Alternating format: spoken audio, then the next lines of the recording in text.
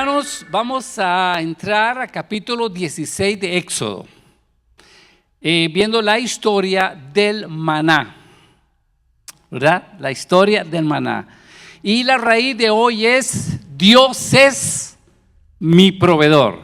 Diga conmigo: Dios es mi proveedor. A ver, interiorice esta verdad, hermano. Dios es mi proveedor. Aleluya. Y eso es hermoso. Muy bien. Vamos a ver en esta escritura que el pueblo de Israel se encuentra ahora en el desierto de Sin, entre Elín y Sinaí. Si alguno quiere en Google, puede poner ahí el mapa de Éxodo y ahí le aparece, ¿verdad?, el recorrido más fácil, y usted puede ir viendo ahí, ¿verdad?, dónde quedan estos lugares que estoy yo diciéndole. Repito una vez más, ellos ahora están en el desierto de Sin, S-I-N, entre Elín y Sinaí. Ok. Lo primero que vemos en esta enseñanza es el hambre y la provisión del maná. El versículo 2 y 3 dice: en el desierto toda la congregación de los hijos de Israel murmuró contra Moisés y Aarón. Los hijos de Israel les decían, oiga eso: ojalá hubiéramos muerto en manos de Jehová en la tierra de Egipto, cuando nos sentábamos ante las ollas de carne, cuando comíamos pan hasta saciarnos, pues no habéis saciado a pues nos habéis sacado de este desierto para matarnos de hambre a toda esta multitud. Ok, entonces estamos hablando de una necesidad. ¿Cuál era la necesidad que tenían? Hambre. ¿Alguien ha tenido una experiencia así de tener hambre? Creo que la mayoría hemos pasado algún momento, ¿verdad?, donde no hemos comido por atraso, porque estamos en un lugar que no hay acceso, qué sé yo, y algunos que experimentamos a veces esas cosas, por ejemplo a mí, me cambia un poco mi humor, no me pongo muy contento cuando tengo hambre, ¿verdad? Yo no sé si es su caso. El pueblo tenía hambre y añoraban las ollas de carne y el pan de Egipto. Oye, estaban pensando, y se han dado cuenta que cuando uno tiene hambre empieza para la redundancia, a pensar en ciertas comidas. Usted se imagina, ¿verdad?, las comidas. Y Dios guarde ir uno a comprar comida con hambre. Se antoja de todo. ¿O solo a mí me pasa? ¿Verdad? Es impresionante. Y compra hasta lo que no tiene que comprar y se sale el presupuesto. Hermanos, ante la prueba y la necesidad, caemos en la tentación de comparar lo que teníamos en el mundo con lo que nos falta ahora, que somos peregrinos en la tierra prometida. Esa tentación está en todo. Recuerde que estas historias que estoy mostrando aquí, hay un paralelismo entre la historia que vivió Israel y la vida nuestra en nuestro peregrinaje aquí en la tierra, en Cristo. También nosotros, como Israel, somos peregrinos en esta tierra. El Canaán de ellos era una tierra que Dios les había prometido y para ahí iban. Nuestro Canaán es el cielo. ¿Están conmigo? No perdamos de vista esto. Nos comportamos cuando estamos en esa situación de una manera tonta, comparando la miseria del mundo con las bendiciones que el Señor imparte a nuestras vidas. Y esto hay que tenerlo en cuenta, mis amados. Empezaron culpando a Moisés y a Aarón por traerlos al desierto de Sin para morir de hambre. Esto nos lleva al segundo punto. Vemos la misericordia de Dios. Vean, versículo 4 y versículo 12. Por favor, síganme ahí con su Biblia. Dice el versículo 4, Jehová dijo a Moisés, mira, yo os haré llover pan del cielo, y el pueblo saldrá y recogerá diariamente la porción de un día, para que yo lo pruebe si anda en mi ley o no. Versículo 12 dice, yo he oído las murmuraciones. ¿Recuerda lo que hablamos de la murmuración? Eso era pan diario del pueblo de Israel. Cada vez que se encontraba en una situación difícil, ¿qué hacían? Murmuraban. ¿Y qué es murmurar? Es quejarse, hablar en contra, hablar, esa cosa que parece un avispero, ¿verdad? ¿No viste? Ese asunto ahí. Esa es la idea de murmurar. Y todos hemos caído en ese pecado. Y es pecado, ya lo vimos en el estudio pasado. Dice, he oído las murmuraciones de los hijos de Israel, háblales y diles, le dice el Señor a Moisés, al caer la tarde comeréis carne y por la mañana os saciaréis de pan. Así sabréis que yo Jehová, vuestro Dios, soy vuestro Dios. Veamos esto. En la misericordia de Dios, Dios no les daría lo que ellos merecían. Dios haría con ellos algo especial, sino que Dios en su gracia les daba lo que Él quería darles. Israel no merecía que ni siquiera Dios los oyera, mucho menos los respondiera y supiera su necesidad por su actitud. Porque detrás de la murmuración hay desconfianza, hay falta de fe y hay rebeldía. Sin embargo, Dios no le pagó con la misma moneda, sino que mostró su gracia a pesar de que no lo merecía. Cualquier parecido es mera coincidencia con nosotros, ¿o no? Dios nos bendice, Dios nos llena de sus bondades, a pesar de que no lo merecemos. Dios le dice que le daría maná por la mañana y carne por la tarde. El maná debería recogerlo temprano por la mañana y las codornices por la tarde. Allí estaba la provisión de Dios. ¿Jehová qué? Proveerá. Dios proveerá. Dios proveerá. Ahora, vamos a ver que la forma natural de Dios en forma natural suplió las codornices. Pero la provisión del maná fue un hecho totalmente milagroso. ¿Ves la diferencia?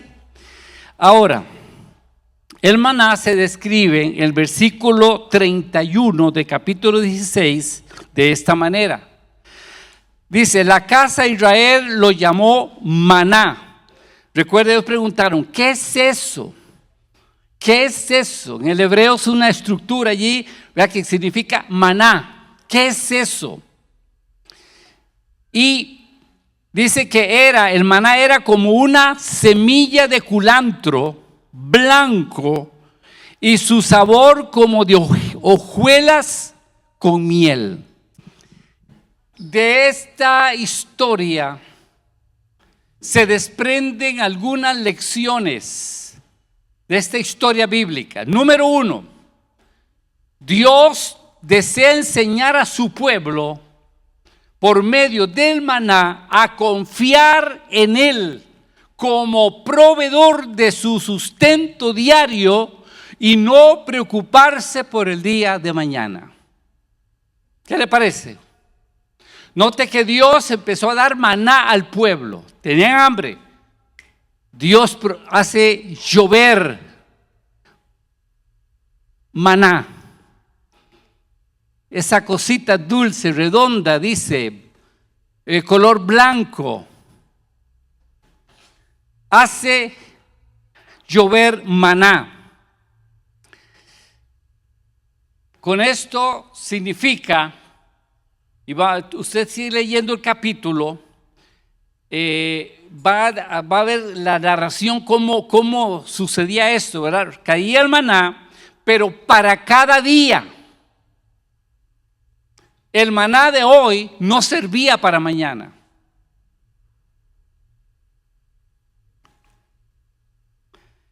¿Cuál es la primera lección que vemos aquí? Confiar en la provisión, en el sustento diario y no preocuparse por el día de mañana. Hermanos, cuidado con el afán, la congoja, la preocupación. Aprendamos esto, por favor. Hay una palabra que es ansiedad. No es tenerte en tus brazos. La palabra griega para ansiedad es merigna, que en el diccionario significa ansiedad, preocupación o estar dividido mentalmente.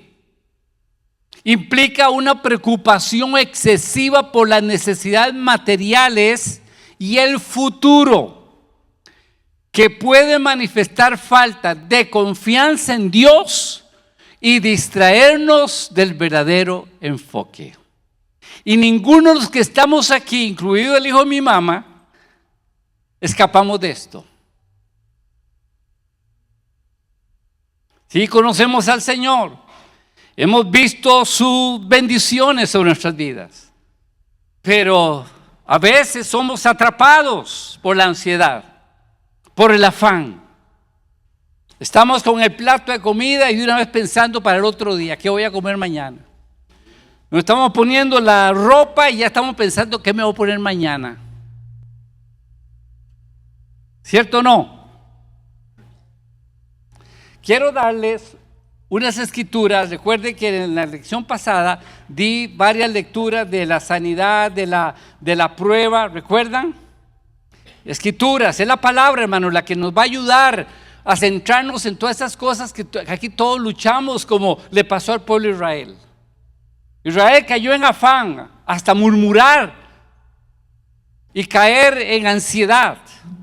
Déme darle las escrituras, por favor, anótelas. Y creo que por ahí están. Mateo 6:11, en el Padre Nuestro, una de las frases es: el pan nuestro del mes, dándolo siempre. Perdón. Me equivoqué, perdón. El pan nuestro de cada día. No de mañana, ni de la semana, ni de la quincena, ni del mes. Cada día, dándolo hoy. Por favor, interiorice esta palabra, porque usted y yo vamos a estar luchando diariamente con esto, con el asunto de ansiedad, de afán, de preocupación. Mateo 6, todo del versículo 25 en adelante, pero voy a leer 31 al 34 nada más. Cuando el Señor dice: no se preocupen, no se afanen por lo que van a comer, por el vestido, por la bebida, no se preocupen. Dice versículo 31, Mateo 6, 31, no os angustiéis, pues diciendo: ¿qué comeremos? ¿O qué beberemos? ¿O qué vestiremos? ¿En qué?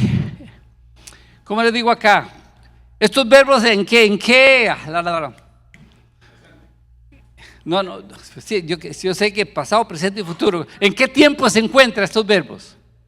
¿Qué comeremos? ¿Qué vestiremos? ¿Qué beberemos? Futuro. ¿Qué tiempo? Hello, ¿están aquí conmigo? El Señor está exhortando aquí. ¿Qué comeremos? ¿Qué beberemos? No se angustien pensando y hablando de esa forma lo que se está diciendo, porque los gentiles, los que no conocen del Señor, los que no han tenido un encuentro con Dios, se angustian por todas estas cosas, pero vuestro Padre Celestial sabe que tenéis necesidad de todas ellas. Y no termina ahí, Sigue diciendo, buscad primeramente el reino de Dios y su justicia, y todas estas cosas os serán añadidas. Sigue diciendo el Señor, no os angustiéis, no se afanen por el día de mañana, porque el día de mañana traerá su propia preocupación. Y termina así, basta cada día su propio mal. Basta cada día su propio mal. Ustedes no saben lo que a mí me ayudó esta palabra cuando mi esposa partió con el Señor. Los que no han pasado por esa experiencia tal vez no lo entiendan, pero cuando fallece un ser amado de uno, como la esposa, el esposo, el papá, la mamá, después de que ya pasa todo, ¿verdad? Se sepulta la persona, etcétera, el día siguiente, y el día siguiente, y el día siguiente, es algo doloroso, porque vienen los recuerdos, y quizá viene una fecha importante, como el cumpleaños, como Navidad, y tal vez faltan 3 meses para que venga esa fecha. Y uno está pensando en ese momento, ¿cómo voy a reaccionar? ¿Qué voy a pensar? Y sabe, hermanos, yo agradezco al Señor que me dio a mí esa palabra. Basta cada día su propio mal. Cuando me venía eso, yo me ministraba esa palabra, lo que yo decía es que nada, hoy estoy vivo, mañana no me garantiza que esté vivo. Hoy me apaño con esto que siento, con este dolor. Hoy me apaño, mañana ya no existe, mañana tengo que vivirlo. Y el mismo Dios que me ayudó hoy, me ayudará mañana. Y pasó mañana, y el otro día, y el otro día, y el otro día, y pasa las semanas, y Dios está allí. Basta cada día su propio mal. ¿Qué palabra? Eso me bendijo y me sostuvo el Señor con esa palabra. Génesis 22:14, hay una revelación del nombre de Dios allí, cuando Abraham ofreció a Isaac en sacrificio. Y ustedes conocen la historia, espero. Pero hay una revelación de uno de los nombres de Dios. Cuando Abraham iba a pasar el puñal a su hijo, sacrificarlo, entregarlo, aparece un carnero. El sustituto. Entonces es una figura de Cristo allí. Pero la provisión, e Isaac vivió. Y Dios le dice a Abraham, por cuanto me obedeciste, porque en cuanto no has rehusado a tu hijo, yo te bendeciré. Y yo soy Jehová Jireh, yo soy tu proveedor. ¿Cuántos dicen amén? Aleluya. Hermanos, tome esa palabra. Yo no sé si usted ahorita está pasando por alguna situación, ¿verdad? Está acongojado, acongojada, pensando en el mañana, en la quincena, en el fin de mes. ¡Viva el día!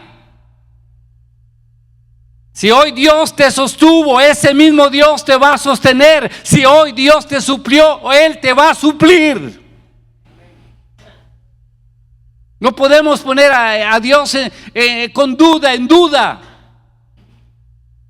Agarra esa palabra, Jehová Jireh, Dios proveerá. Si Dios me proveyó hoy, Él me proveerá mañana si estoy vivo. Porque nada me garantiza que yo esté vivo mañana. ¿Están aquí? Salmo 37, versículos 25, dice: joven fui y envejecido, y no he visto justo desamparado, ni su descendencia que mendigue pan. Dios provee para sus hijos y para su descendencia. ¿Cuántos alaban al Rey? En 1 Reyes capítulo 17, 4 y 6, otra historia hermosa de provisión de Dios. 1 Reyes 17, 4 y 6. ¿Se acuerdan cuando el Señor mandó al profeta al arroyo Y ahí, ¿qué hacía el Señor? ¿Qué le envió? Unos cuervos. Y le traía hamburguesas no, McDonald's muy bajillo. De Burger King. Pan y tortas, dice. Proveyó. Si Dios tiene que usar cuervos, los va a usar para bendecir tu vida, para hacer provisión para tu vida. Escúcheme, y si tiene que usar al mismo diablo, lo va a usar para bendecirte. Se me queda viendo raro, ¿ah? Otra escritura, Filipenses 4, versículos 6 y 7.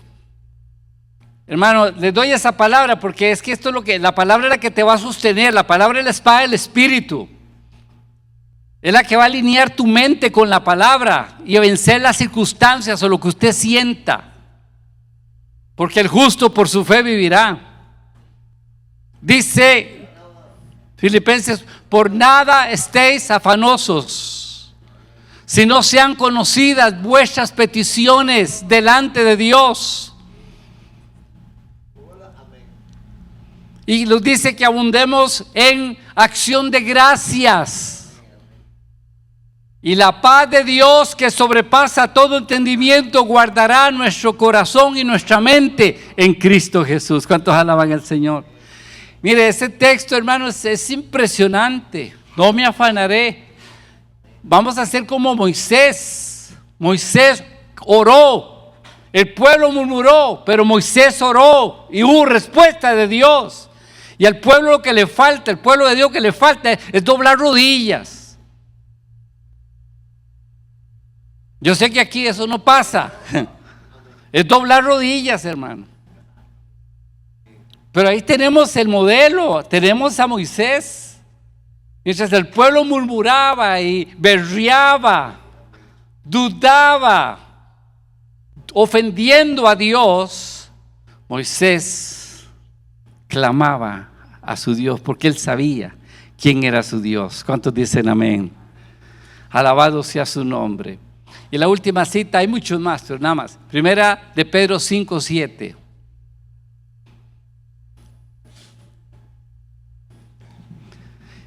Dice, echad todas vuestras ansiedades sobre Él, porque Él tiene cuidado de vosotros. Vaya eso. Está ansioso uno por algo del mañana, porque esto, la ansiedad, la afán tiene que ver con mañana. Entonces, si estamos comiendo las uñas, hermano, Señor, te entrego esto, por favor. Tú sabes que tengo necesidad de esto. Póngale el nombre que usted quiera. Pero eso te está robando el sueño, te está robando la salud emocional, mental. Ya dijimos que afán, ansiedad es que donde la mente se divide y usted pierde objetividad. Entonces, ¿por qué no llevarlo al Señor? ¿Cierto? Al Señor, Él tiene la respuesta, ya Él tiene elaborado la solución a tu necesidad. Ya el Señor tenía el maná, nada lo agarró de sorpresa, ya Él tenía el maná listo. Vagonetas del cielo tenía, nada más de apretar el botón y caían el maná. Ya estaba. Pero falta confianza en el Señor. Yo nunca te va a defraudar. Él dice, el que en mí creyere no será avergonzado. ¿Están aquí conmigo? Aleluya. Dios proveerá para cada día, y Dios proveía para el pueblo para cada día, excepto la víspera del sábado, que era el día de reposo. Pero Dios nunca faltó a su pueblo por 40 años de peregrinaje. Dios fue fiel. El mismo Dios del pueblo de Israel y el de Elías es el mismo Dios de hoy. Él es Jehová Jireh. Él es mi proveedor. Aleluya. ¿Están aquí? Él es mi proveedor. Oh, gloria a Dios. Lo primero que el Señor quería enseñar al pueblo era confiar. Y es algo que el Señor se propone con usted y conmigo. Segundo, por medio del maná, Dios quiso enseñar a su pueblo a no ser perezoso ni avaro. Aunque el maná era una dádiva del cielo, cada familia tenía que hacer su parte. ¿Cómo? Recogiendo el maná todas las mañanas. Hay gente que las quiere maduras y en el suelo. Que Dios venga aquí a darme el trabajo, que Dios, no olvides, hermanos, Dios no opera de esa forma. Dios trabaja en sinergia. Usted hace su parte, yo hago mi parte, Dios hace la suya. Por eso les dijo eso. Cuidado con la avaricia, porque siempre queremos más. El avaro, que recogía mucho más de lo que necesitaba, no le sobraba nada. Dice la escritura, lo medían por gomer. Gomer es una medida, como 3.7 litros. Así recogían el maná. Y no sobró al que había recogido mucho, ni faltó al que había recogido poco. Cada uno recogió conforme a lo que había de comer. Si alguien recogía más, ¿qué le pasaba? Y lo guardaba para el otro día, ¿qué le pasaba? Se le agusanaba.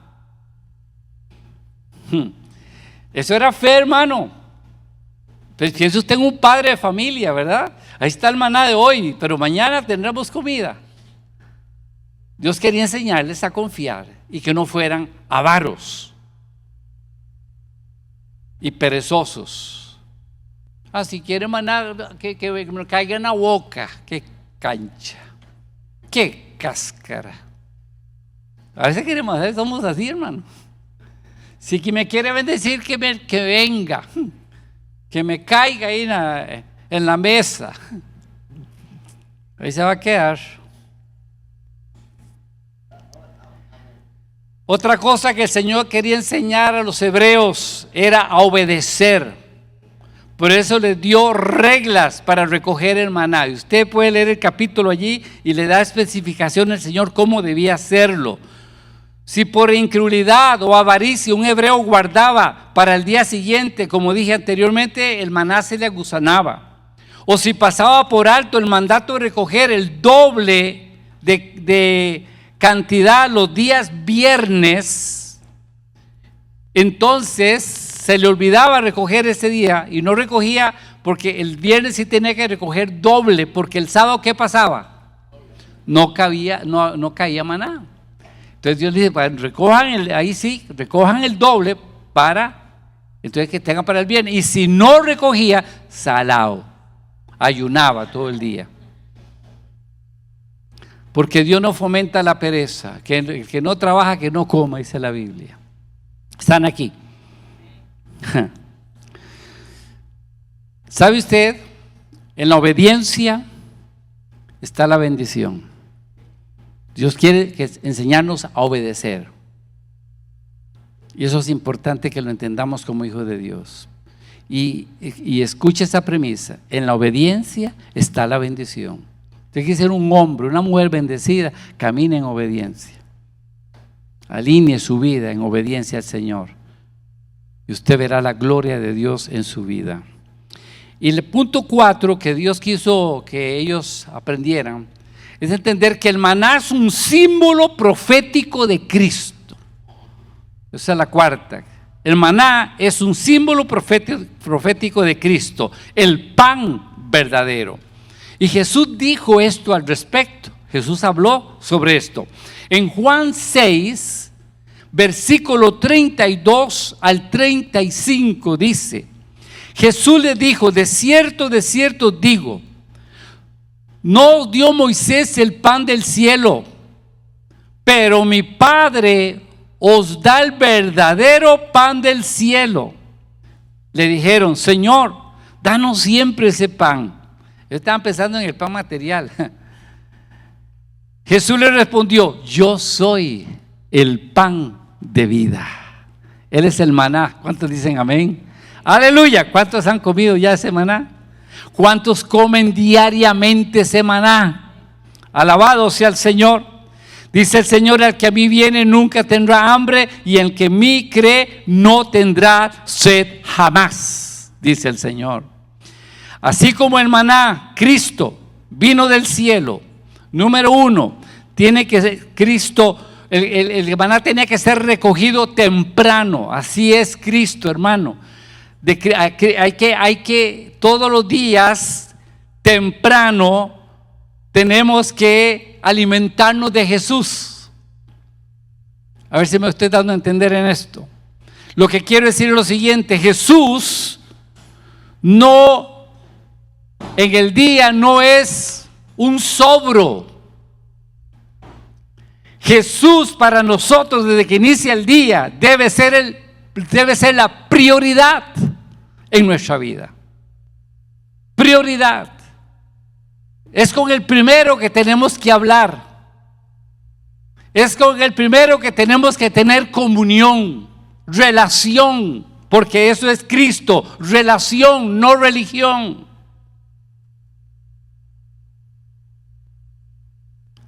Y eso habla también de tener una experiencia fresca cada día con el Señor. Por eso el Señor les dijo: no coman para otro día, no coman para otro día. Es el maná de hoy. Porque una experiencia añeja se puede aguzanar.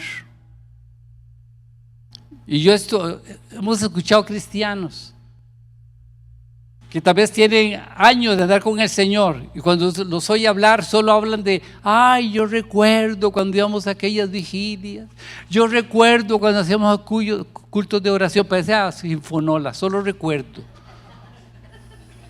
Yo recuerdo cuando le servía al Señor. Por favor, Jesús debe ser una vivencia diaria. ¿Están aquí conmigo? Diaria. Ese maná hay que comerlo todos los días, hay que interiorizarlo. Debemos ser uno con Jesús. Jesús debe ser una experiencia diaria en nuestra vida. Y segundo, tiene que ser comido, en otras palabras, recibido por la fe para que Él llegue a ser parte de nosotros. Como dijo Pablo: Cristo en vosotros, esperanza de gloria. Él en nosotros. Jesús no es un muñequito que está por ahí, no es una imagen. Él vive aquí con nosotros, está con nosotros.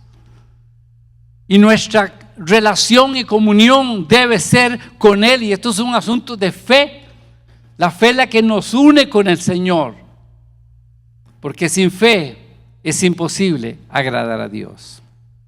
Y el tercer punto, esto nos lleva a un testimonio. Versículo 32 al 34. Vea lo que dice esta escritura.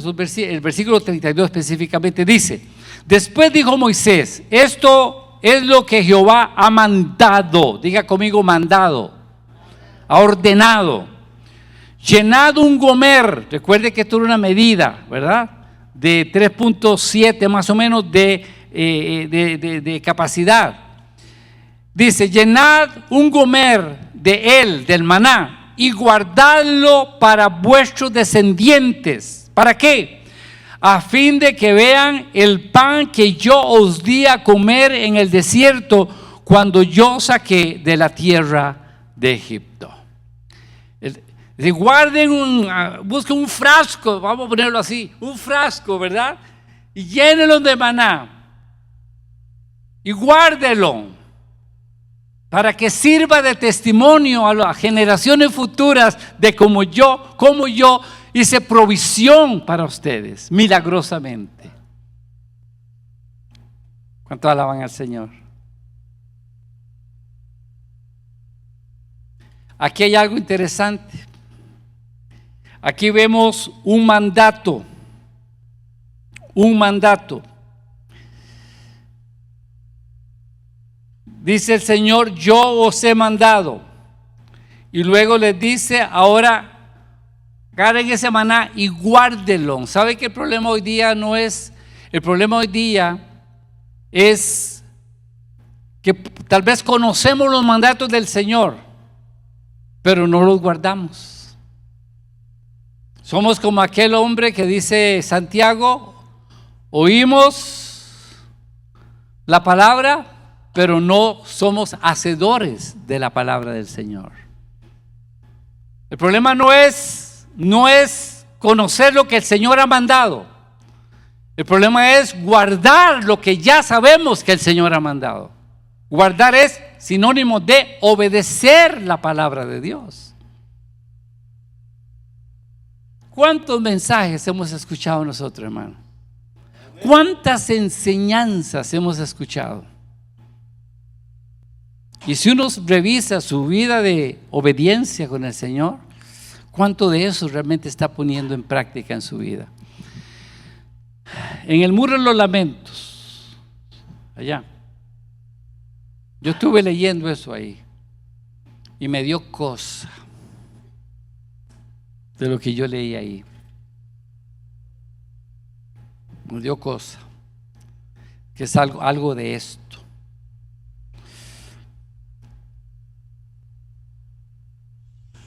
El maná tenía que ser guardado para testimonio y tenía que estar en un lugar especial delante de Jehová.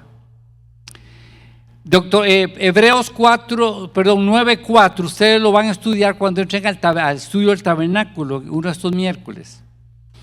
Y en el arca del pacto, que era uno de los muebles del tabernáculo, donde estaba la gloria de Dios, en ese mueble habían 3 elementos.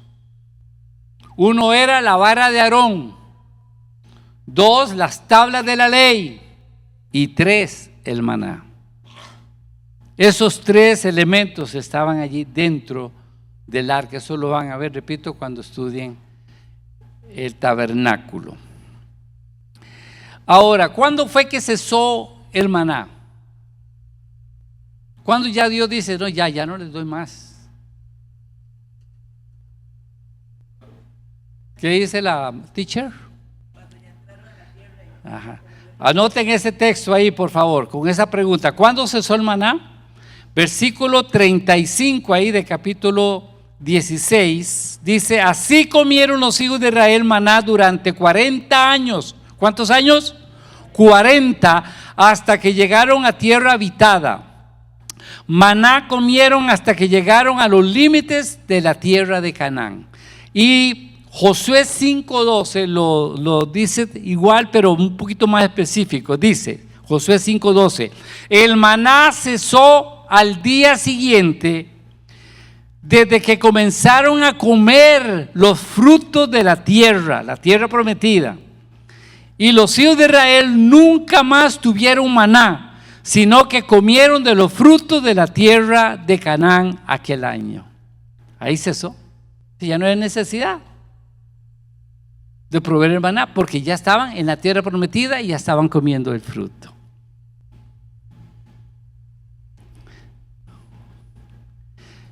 Mientras andemos por el desierto de nuestra peregrinación, el maná del cielo no debe faltarnos, hermano. Debemos desayunar, almorzar y cenar el maná celestial. Se habla de la oración 3 veces al día, la mañana, mediodía y por la tarde o noche. Por lo menos sacar unos tiempos con el Señor para leer la palabra, orar al respecto. ¿Qué nos dice esa palabra? ¿Qué nos dice Dios en el corazón? La mayoría de nuestras oraciones a veces son: Señor, dame, suplime, saname, cuídame, protégeme. Las ovejitas, Tenemos que ir madurando, progresando en el Señor en estas cosas, amados. Buscad primeramente el reino de Dios y su justicia, Buscad primeramente el reino de Dios y su justicia, los intereses de Dios. Y todas estas cosas, ¿cuáles todas estas? El vestido, la comida y la bebida. O serán añadidas. Pero nosotros andamos detrás de la añadidura en vez de ir detrás del reino. Puedes decir amén, puedes decir ay, se vale. ¿Ok? Muy bien, te concluyo esto para seguir con nuestra historia, porque el asunto es así. Voy volado. Número 1, conclusión.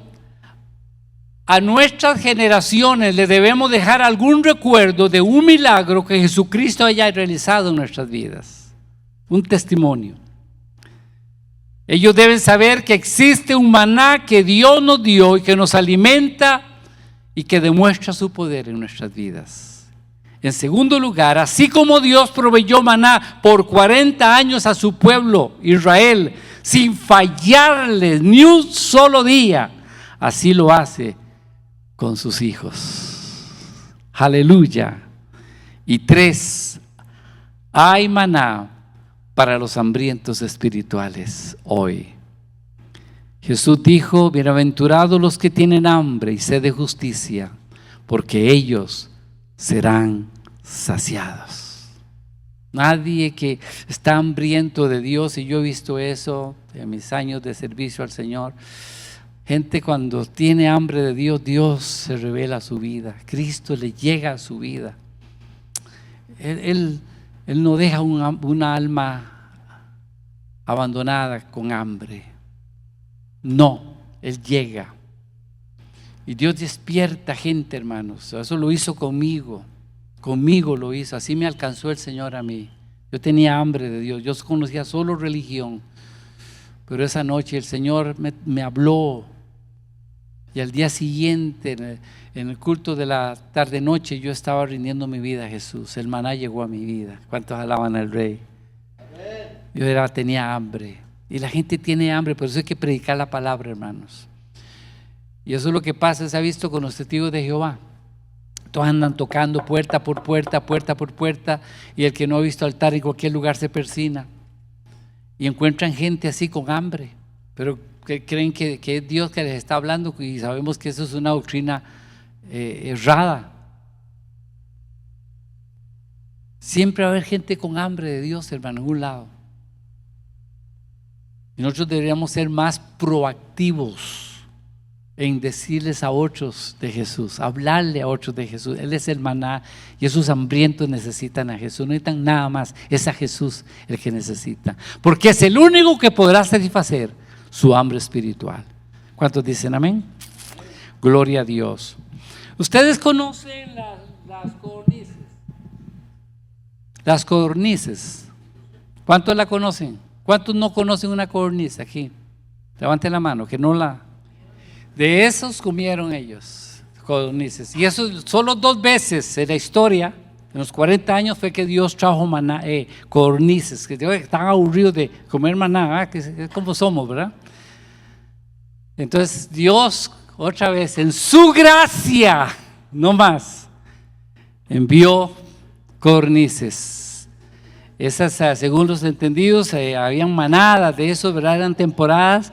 Dios sopló y cayeron en el campamento, más o menos dice que ya cansadas, ¿verdad? Iban como a 90 centímetros del piso, ¿verdad? Del desierto. Entonces era fácil para ellos cazarlas, ¿verdad? Agarrarlas. Y se dieron una buena jartada. 2 veces pasó eso, no más. El registro bíblico habla sobre eso. Ok, para que sepan ese dato ahí nomás. ¿Está bien? Ok, ahora sí. ¿Cuál es la verdad? Dios es mi proveedor. ¿Le queda claro? Recuerde, cuando entra el afán, entra la ansiedad, acuérdese de esto. Hoy, el maná es para cada día. Hoy Dios proveerá. Basta cada día su propio mal. Ok.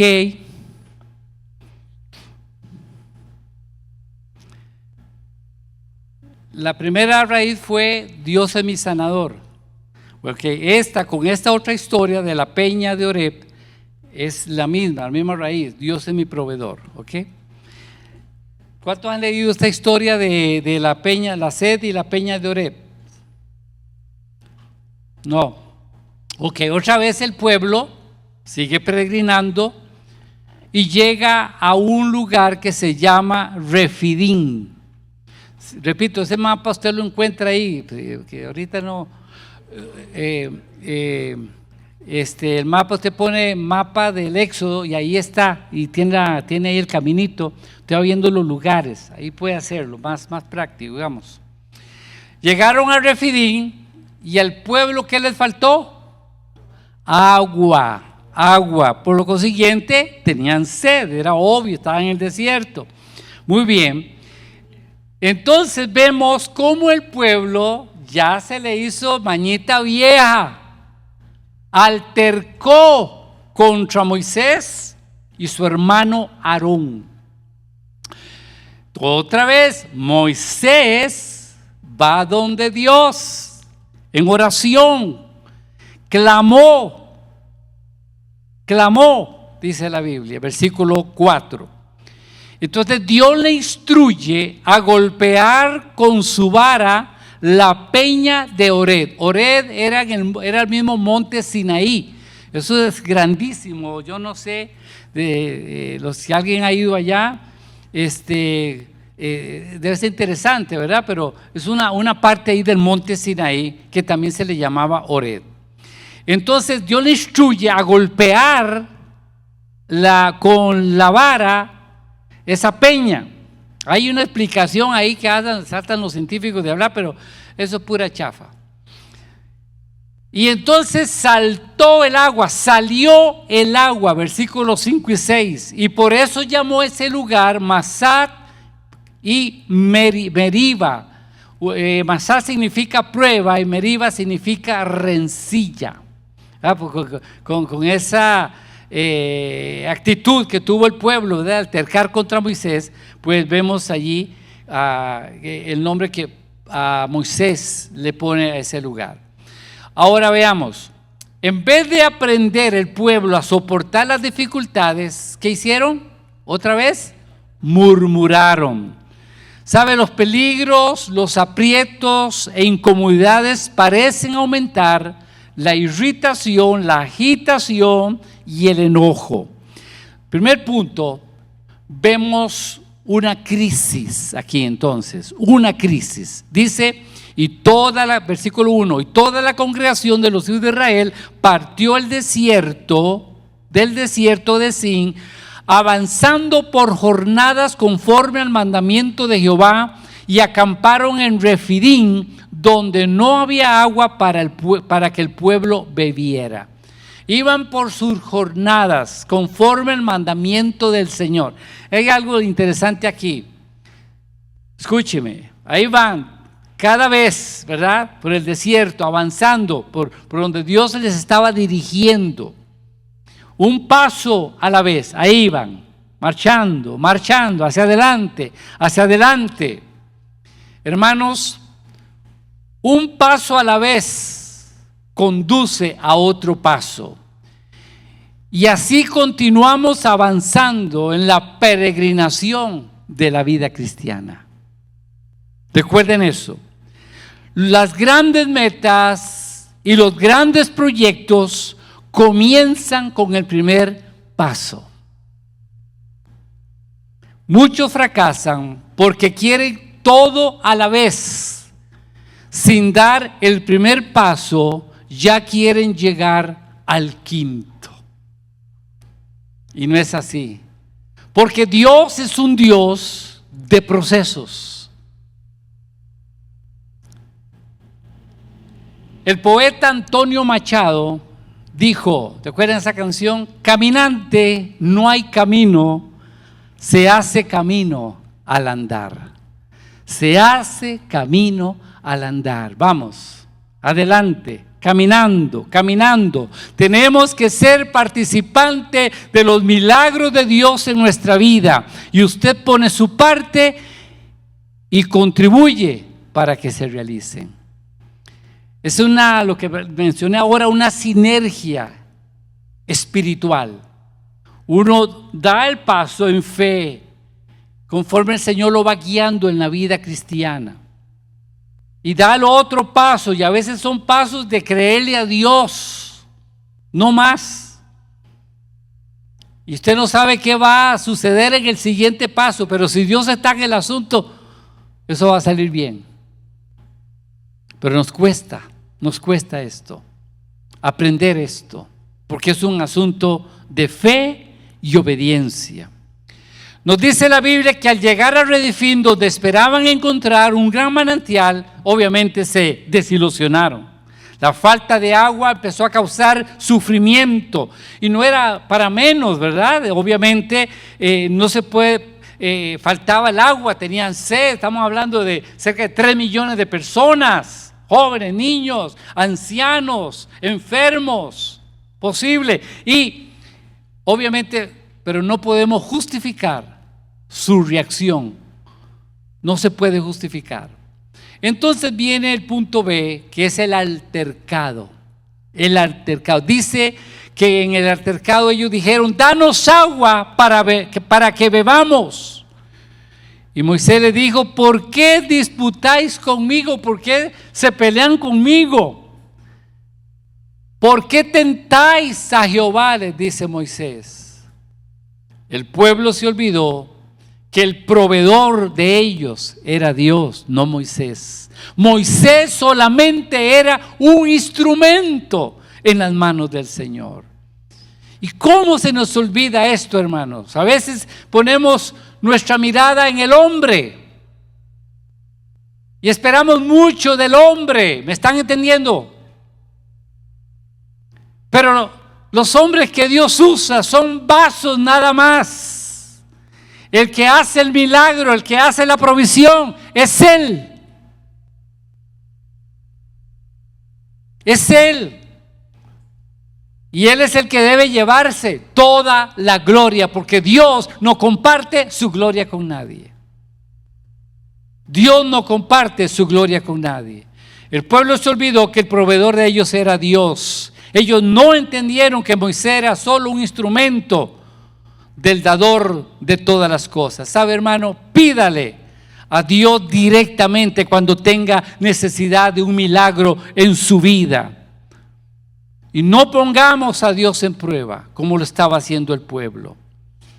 En vez de creerle a Dios, altercaban contra Moisés dudando del poder divino.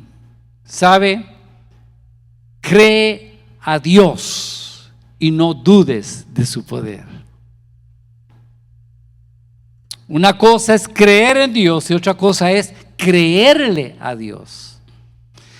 Para creerle a Dios hay que caminar con Él. Para creerle a Dios y demostrarlo hay que dar el paso, aunque no veamos nada. Pero nos movemos en fe, en una fe que tiene una sustancia, que tiene un fundamento, y es las promesas del Señor. Porque fe es certeza, fe es convicción. Certeza de lo que esperamos, convicción de lo que no vemos. La fe no es ciega, la fe tiene una sustancia, un fundamento, y esa es la palabra de Dios. Y eso es lo que nos falta. Yo creo que al pueblo lo que hoy día le falta es conocer la palabra de Dios y creerla, caminar sobre lo que la palabra dice. Aunque nademos contracorriente, Dios nunca dejará que te hundas. ¿Me está escuchando? Él es nuestro salvavidas, Él es nuestra seguridad, Él es nuestro seguro, Él es nuestra protección. Moisés fue delante de Dios en oración, dice la Biblia. Clamó Moisés a Jehová y dijo: ¿qué haré con este pueblo? ¿Te lo llevas o te lo mando? No dijo eso, pero ganas no le sobraron. ¿Qué haré con este pueblo? Poco falta para que me apedreen, dice Moisés. Era una chusma, es una turba, hermano. ¿Sabe? En algún momento de nuestra vida usted y yo nos preguntamos lo mismo: ¿qué haré? ¿Qué haré en esta situación? ¿Qué haré con esta congoja? ¿Qué haré con este problema? ¿Qué haré con esta dificultad? ¿Qué haré? Nos encontramos sin solución al problema. No sabemos qué hacer, qué determinar. Hermanos, cuando no sepamos qué hacer o qué decir o qué decidir, volvamos a conversar con Dios. Él es la respuesta. Hablemos con Él. Abramos la puerta de nuestro corazón para que el Espíritu Santo vea lo que tenemos guardado en nuestras vidas. Dijo el salmista allá en el Salmo 121: alzaré mis ojos a los montes. ¿De dónde vendrá la ayuda que necesito? La ayuda que necesito viene de Jehová, que hizo los cielos y la tierra. ¿Cuántos dicen amén? ¡Aleluya! Ahí está, hermanos. Es que a veces nos desubicamos y vamos al brazo de carne, y el brazo de carne nos falla. Él es la respuesta para ti en cada área de tu vida. La oración nos provee momentos de conversación con nuestro amado Dios. Ahora viene la respuesta de Dios. Versículo 6, es el tercer punto. Dice: allí yo estaré ante ti, le dice el Señor a Moisés, en la respuesta que Dios le da a Moisés. Moisés clama, viene una respuesta del Señor: clama a mí y yo te responderé. Recuerda esa palabra. Dice: allí yo estaré delante de ti sobre la peña en Horeb. Golpearás la peña y saldrá de ella aguas para que beba el pueblo. Dice: Moisés lo hizo así en presencia de los ancianos de Israel. Y vean la sinergia que hay aquí, ¿verdad? Dios lo manda a golpear la peña. No es que Dios fue el que lo hizo. Dios pudo haber hecho que brote agua, punto, y sale el chorro de agua. No. Dios trabaja con nosotros. Dios no nos pone las cosas así, ¿verdad? En bandeja. Hay una cooperación entre el hombre y Dios, entre Dios y el hombre.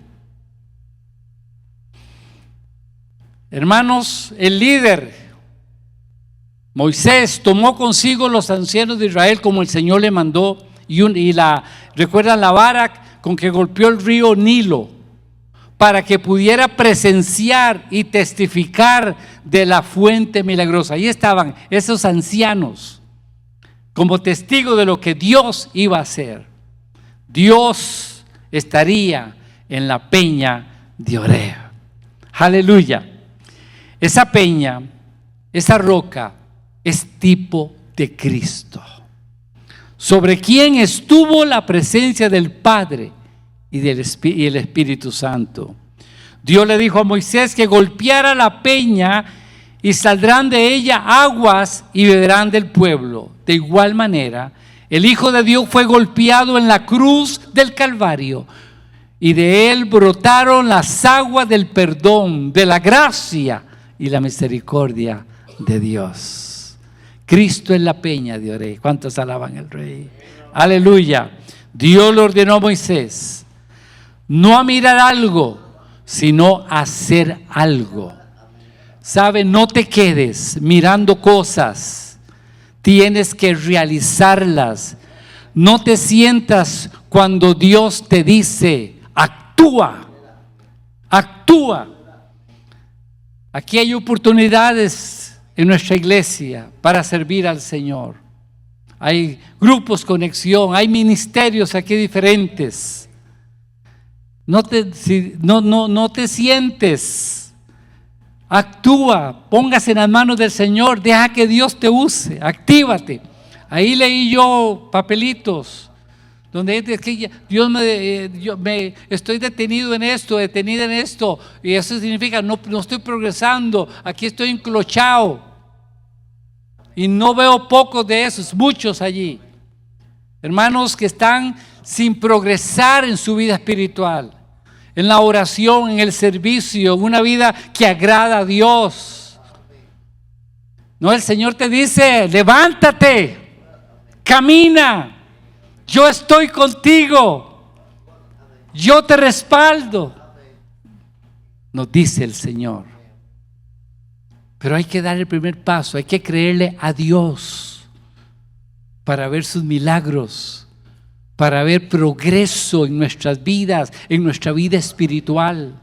Caminar, las cosas no suceden solas.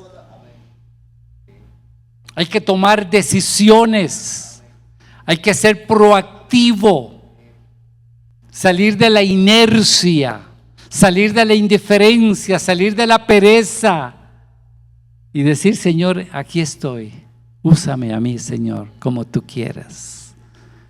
Eso es lo que Dios quiere en nuestras vidas. Y que vayamos como la luz de la aurora, de aumento en aumento, hasta que el día es perfecto. ¿Cuántos bendicen al Rey?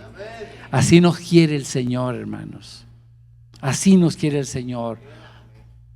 Vencedores. Amados hermanos, Jesús dijo en Juan 4, 13 al 14: cualquiera que bebe de esta agua volverá a tener sed, pero el que beba del agua que yo le daré no tendrá sed jamás, sino que el agua que yo le daré será en él una fuente de agua que salte para vida eterna. Déjeme terminar con esto como conclusión. Lo más importante en la vida es hacerle saber a otros que no estamos solos, que Dios está con nosotros. Dios le dijo, yo estaré allí en Horeb contigo, le dijo a Moisés, yo estaré. Yo no sé dónde usted está ahorita, en qué parte del camino está, pero siga caminando. Que el siguiente paso, si Dios hoy está contigo y te ha ayudado, en el siguiente Dios estará contigo y te seguirá ayudando, te seguirá dando las fuerzas y todo lo que necesites para que vivas para la gloria de Él. Se dice que la peor orfandad es la espiritual, es la de vivir sin Dios presente y activo en nuestras vidas. Queridos hermanos, Dios es nuestro proveedor. ¿Queda claro eso? Ahora déjenme en estos segunditos resumirles la historia de Amalek. Yo voy a pedirle a mi hijo que un día me regale un tema libre para echarles esa enseñanza, es riquísima. Amalek, esa historia. ¿Cuántos la han leído? ¿Verdad? No, ya no sigue porque ya ahora sigue otro tema. Pero nada más quiero resumirle ahí algo. El pueblo siguió caminando, peregrinando. Y salió Amalek, era un pueblo pagano obviamente, y atacó al pueblo de Dios. Y lo atacó por la retaguardia, los que estaban atrás. Y los que estaban atrás, ¿sabes cuáles eran? Los cansados, los débiles, los ancianos, los niños, por la retaguardia. Amalek es un tipo de las obras de la carne. Amalek es un traicionero. Él busca el espíritu de Amalek busca a los débiles de la fe, a los livianos en la fe, a los que andan chuletudos. ¿Sabe eso?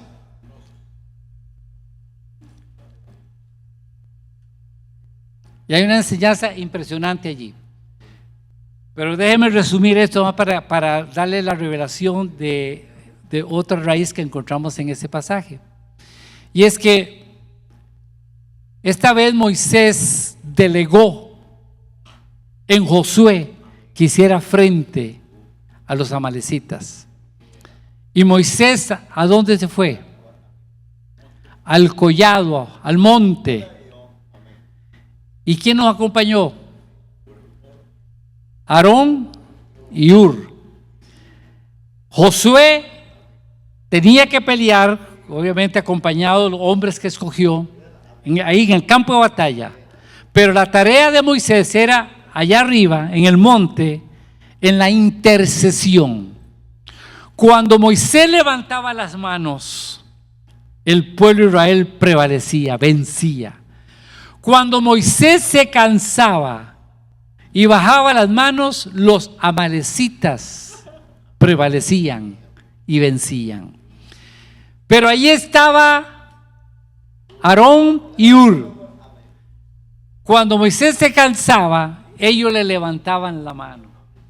Y de esa forma, Dios le dio la victoria sobre los amalecitas. Benditos los líderes o pastores que tienen gente que levanta las manos por ellos. Hay gente que cree que los pastores somos super hombres, super mujeres las pastoras, pero luchamos con muchas cosas, tenemos las mismas tentaciones, las mismas adversidades, las mismas luchas y a veces peor, más peor. Y a veces nos cansamos. Y qué bueno es tener gente que nos levante las manos en oración. ¿Ok? Porque somos un cuerpo. Somos un cuerpo en el Señor. Y cuando el pueblo se levanta delante de Dios con sus líderes, con sus pastores, a levantarle las manos, vamos a prevalecer. Y vamos a ser como los de Romanos capítulo 8. Antes, en todas estas cosas, somos más que vencedores en Cristo Jesús. Dios nos ha llamado a una vida de victoria. Y aquí una revelación en esta historia del carácter de Dios. Ya vimos Jehová Rafa, Dios es mi sanador. Jehová Jireh, Dios es mi proveedor. Y ahora se le revela como Jehová Nise, que significa Él es mi estandarte, Él es mi bandera, Él es mi victoria. Porque no luchamos solos. Dios y nosotros, Dios y usted son mayoría. Y no importa cuántos amalecitas vengan a atacarte y quieran destruirte, que no progreses. Si Dios está con nosotros, ¿quién contra nosotros? ¿Cuántos dicen amén? Pero un aplauso al Señor por eso. ¡Aleluya! Dios está allí con nosotros, dándonos la victoria, hermanos. Ahí les resumí nomás esa historia. Pero ahí está la tercera raíz. Jehová Nise, Dios es mi bandera. Usted tiene sus luchas y posiblemente ahorita esté luchando con algo en su vida fuerte y siente que es más fuerte que usted, pero no se crea eso. Hay alguien más fuerte en usted y ese es Jesucristo. Es el poder del Espíritu Santo de Dios que está en su vida. Y Dios te ha destinado no para que vivas de derrota en derrota, sino de victoria en victoria en Cristo Jesús. No importa qué demonio se levante, qué espíritu inmundo se levante contra su vida, contra su casa, contra sus finanzas, contra su salud, Dios es más grande y poderoso. ¿Cuántos dicen amén? Amalek está vencido, bendito sea Dios. Jehová Nise, Dios es mi victoria. Dígalo conmigo, Dios es mi victoria. Amén. Gloria al Señor. Póngase sobre sus pies, por favor.